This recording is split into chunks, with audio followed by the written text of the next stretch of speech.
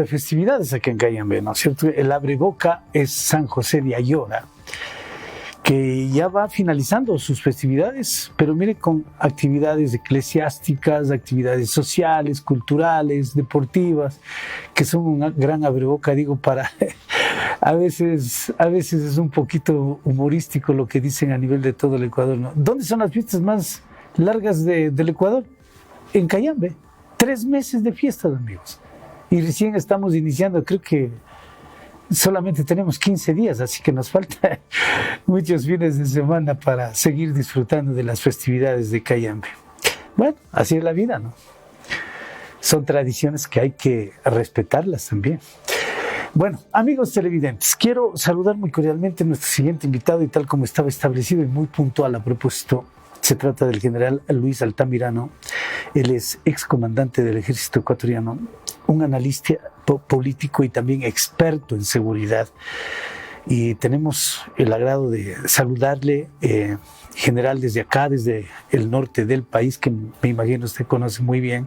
Estamos en Cayambe, Pedro Moncayo, estamos en Ibarra, en Otavalo y en la provincia del Carchi, a través de nuestro medio de comunicación y a nivel mundial a través de nuestra página del hemisférico, que estamos en tiempo real. General, bienvenido, muy buenos días. Gracias por haber aceptado esta invitación. William, buenos días, un gusto estar acá con ustedes. De igual forma, un saludo cordial a todas las personas que nos ven y nos escuchan de esos hermosos lugares. Siempre son sitios de paso y de visita obligatorios para todos los ecuatorianos.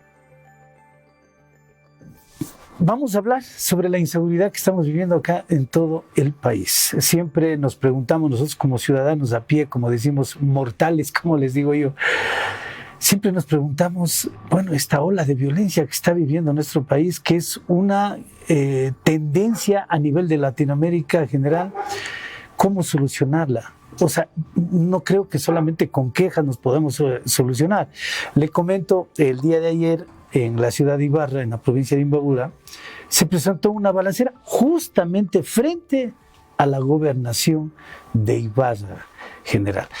Acá en nuestro sector Cayambe, Pedro Moncayo, Otavalo, se están repitiendo constantemente plantones, manifestaciones en contra de la inseguridad. Bueno, pero creo que eso no son tampoco actividades que ayuden de alguna manera a la inseguridad que se vive en el país. ¿Usted cómo ha visto, como experto, cómo ha visto el tratamiento de la inseguridad en nuestro país, general?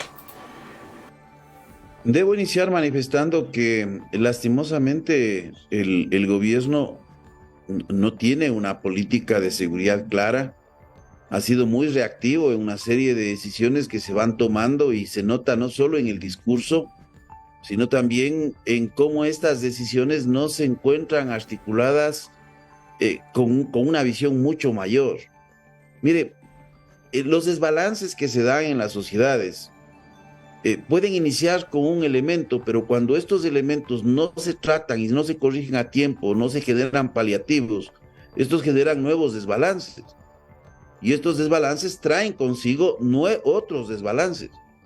Entonces estamos hablando de un efecto sistémico.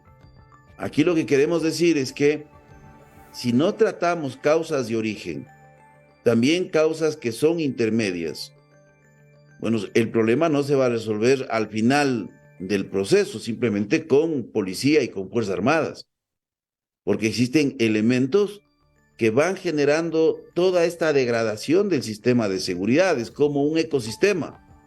Entonces, cuando usted tiene la pérdida, por ejemplo, de agua en un lugar determinado, y esto comienza a afectar a especies vegetales y especies vegetales, a especies animales, y se comienza una degradación que va generando una espiral con otros efectos. Lo propio pasa en estos problemas sociales que son mucho más complejos que un fenómeno natural, porque tenemos una degradación que normalmente podemos apreciarla por datos numéricos, por estadísticas, así como por hechos.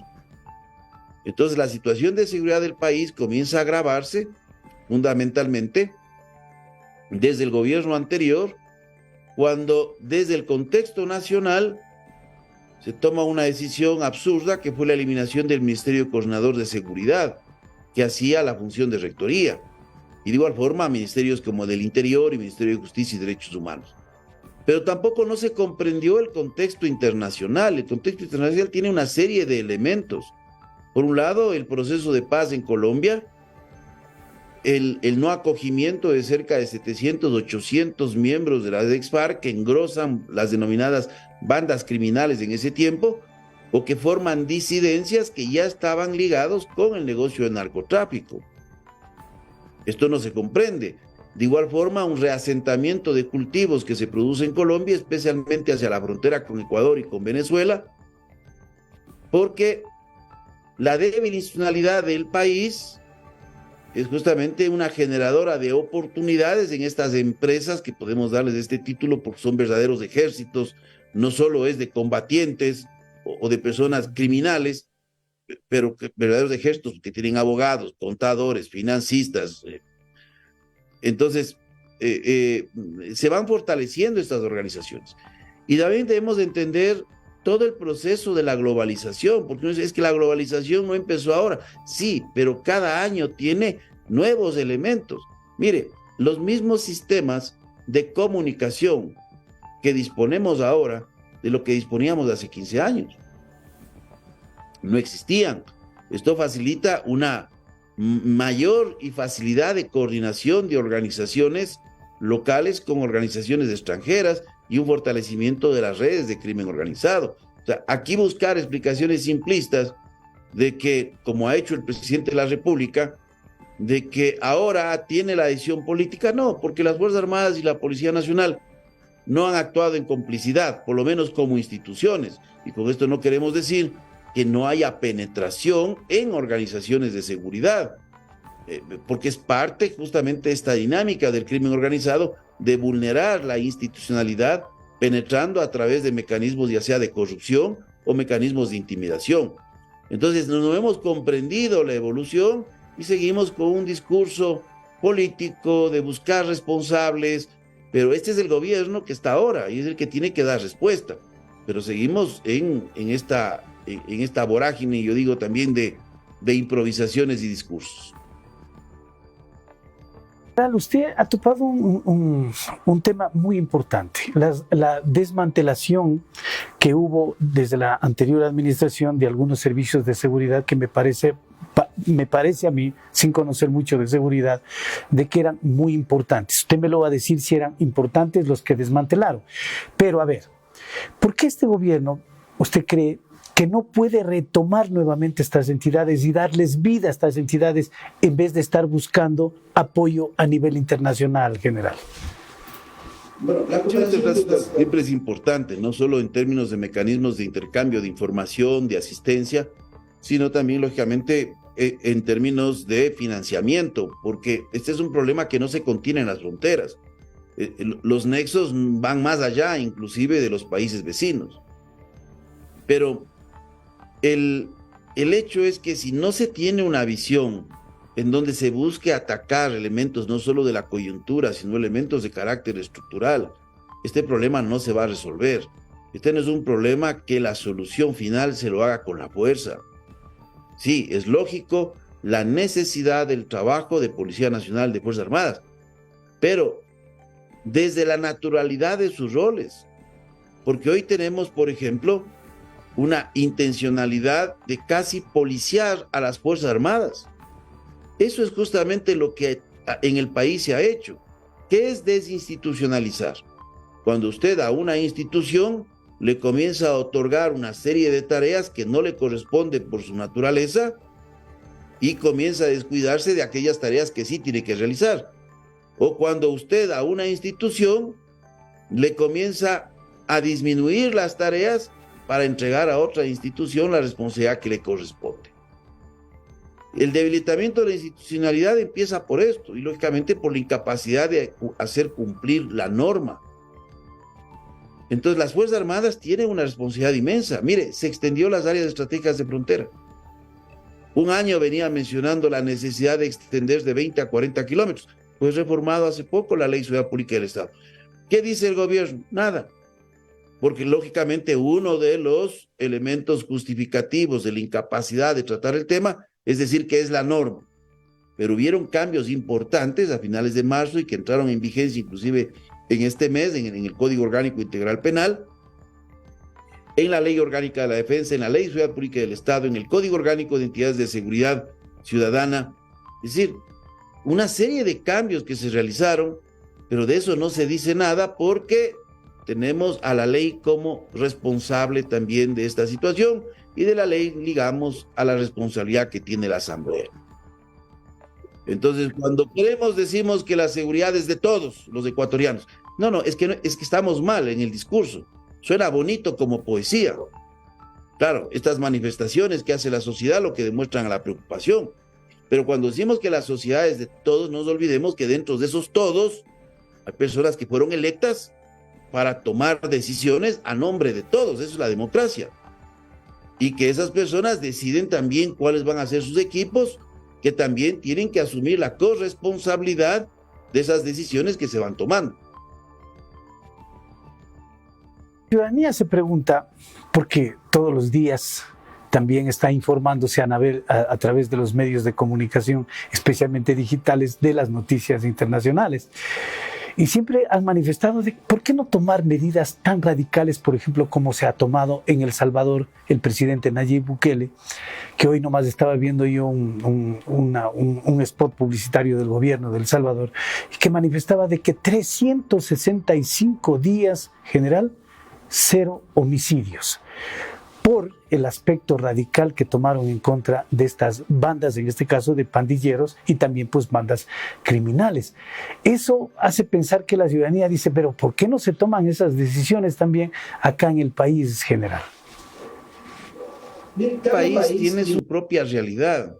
Estamos viviendo este mundo también de la simplificación.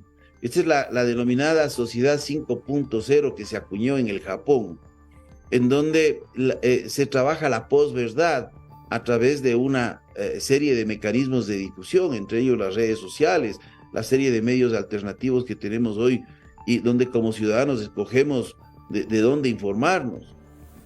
Porque no podemos ser ciegos, la verdad se segmenta muchas veces con intereses de carácter político en los propios informativos. Se da mayor peso o menor peso, en otros casos inclusive hasta se excluye. Pero en este mundo de la posverdad, en donde uno de los principales actores de la construcción de esta posverdad es el propio Estado, porque aquí se critica, se dice que la posverdad la construyen organizaciones, instituciones que se oponen a los regímenes. No solo es de ellos, es el propio Estado. Esto es lo que se conoce como la construcción de narrativas. Entonces hoy tenemos una narrativa construida por un gobierno que cuando uno revisa las cifras y revisa los datos, bueno, no se compadece, pero se repite 1000 veces. El presidente recién en una entrevista en CNN, yo saqué recién un comunicado al respecto, mencionó que en el Ecuador se capturaba 20, 30, 40 toneladas al año de droga. El presidente miente en una entrevista internacional, no pasa nada, pero como esto se reproduce, se envía en los WhatsApp, se coloca en redes sociales, la gente toma como cierto. Solo en el 2016 se capturaron 110 toneladas, es decir, ni los promedios que mencionó, 20, 30, 40 sumando, da. En el 2020, en el gobierno anterior, se capturó 128 toneladas en plena pandemia, cuando había una contracción del comercio internacional, disminución del tráfico naviero y, lógicamente, disminución y restricción de la movilidad terrestre. Sin embargo, se capturaron 128 toneladas, no 20, no 30, no 40. Estamos olvidándonos del contexto, el hecho mismo del proceso de paz en Colombia, la contracción de los cultivos que se tuvo entre el 2017 y 2019, el aumento que posteriormente se dio y que el sistema de monitoreo de las Naciones Unidas, trabajado juntamente con Colombia, determinó un incremento del 43% de la producción de cocaína en Colombia, de donde el 35% sale por el Ecuador. Tenemos más droga transitando el territorio ecuatoriano. Entonces, los datos evidencian de que el discurso oficial no es cierto. Porque aquí estamos pensando, cuando nos conviene el mundo no ha cambiado. Sí, el problema es del Ecuador. Sí, pero tenemos que ver el contexto. Entonces, en este mundo de narrativas tenemos el caso de El Salvador. Aquí las personas de El Salvador no conocemos, sino su nombre, la población aproximada y su dimensión territorial, pero no conocemos su historia, todos los elementos que envuelven el problema de violencia en El Salvador y el real alcance de las políticas, porque hay una gran maquinaria propagandística sobre el sistema de El Salvador, lógicamente cuyo público objetivo es el pueblo salvadoreño. Pero en la sociedad la simplificación de los 10 segundos, de las 250 palabras, del video del minuto, quedamos eso como la verdad. Entonces, yo no voy a decir que está bien o está malo de El Salvador. Yo creo que debemos buscar una solución para el Ecuador. Y la solución del Ecuador no parte exclusivamente del uso de violencia, ni tampoco del abuso, porque no nos olvidemos que un Estado frente a un delincuente no puede convertirse en otro delincuente. Hay una responsabilidad del Estado. Esto hay que tomar en consideración. Cuando los ciudadanos viven en carne propia la acción del Estado fuera del marco de la ley, ahí sí comienzan a reflexionar. Bueno, creo que dar carta blanca y carta abierta a que se pueda hacer cualquier cosa no es justo, porque usted podría ser sujeto de esa equivocación o de ese error. Hay una máxima inclusive que se maneja en el sistema judicial norteamericano de los Estados Unidos, que dice, es preferible tener a un culpable libre que colocar a un inocente en la cárcel.